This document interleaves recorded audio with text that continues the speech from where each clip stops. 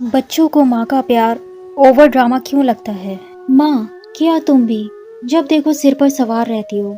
मोना ने झुंझलाते हुए कहा। मोना दफ्तर से आकर सोफे पर बैठ गई। बेटी को थका हारा देखकर माँ पानी का ग्लास ले आई और बेटी के सिर पर हल्के हाथों से मालिश करने लग गई।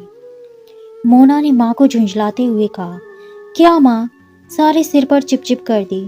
आपको किसने कहा था कि आप मेरे सिर की मालिश कर दो?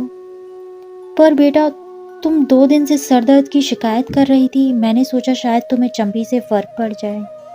ओहो, बस माँ, आप भी ना बस कीजिए। 2 पल ढंग से बैठने भी नहीं देती। कुछ तो स्पेस दीजिए मुझे।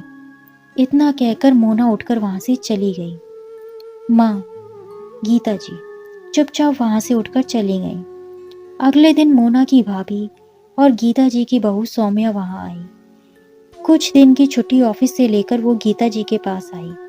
जब उसने मोना का यह व्यवहार देखा तो उसे बहुत बुरा लगा। उसने मोना को इस व्यवहार पर टोका।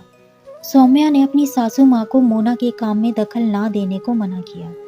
उसने कहा, मम्मी जी, आपको अपनी वैल्यू खुद करवानी है। अब से आप मोना का कोई काम नहीं करेंगी। बच्चों को माँ की कद्र होनी चाहिए। गीता जी ने अब मोना के काम में दखल देना बंद कर दिया। 1-2 दिन तो मोना को बहुत सुकून मिला, तो अपनी भाभी सौम्या से कहने लगी, भाभी शुक्र है, अब माँ की चिकचिक तो खत्म हो गई। सौम्या बिना कुछ बोले वहां से चली गई। अगले दिन मोना दफ्तर के लिए लेट हो रही थी। अलमारी खोलकर देखी तो सारे कपड़े अस्त व्यस्त मिले। उसने भाभी से कहा, भाभी, क्या आप मेरे कपड़े प्रेस कर देंगी? तो सौम्या ने मना करते हुए कहा, नहीं मोना, अभी मुझे घर का काम निपटाना है। यह कहकर वो वहां से चली गई। उसने देखा कि माँ और भाभी ठहाके मारकर हंस रही है। यह देखकर उसका खून खौल गया। अगले दिन वो माँ के पास तेल की बोतल लेकर सिर की मालिश करवाने गई। माँ ने काम की व्यस्तता का बहाना देकर इनकार कर दिया। अब मोना को बहुत बुरा लगा।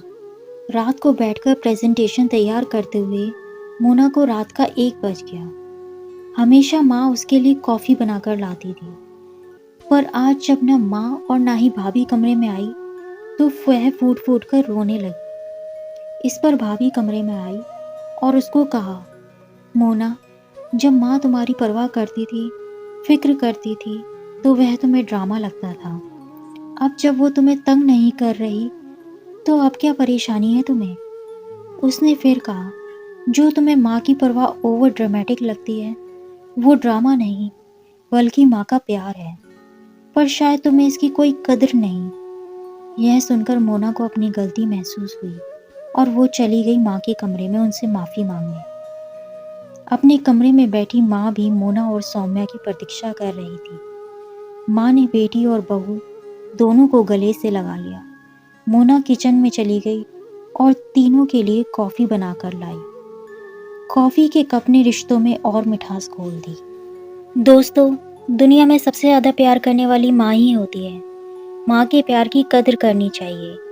यह कहानी आपको कैसी लगी कमेंट बॉक्स में ज़रूर बताएं। धन्यवाद।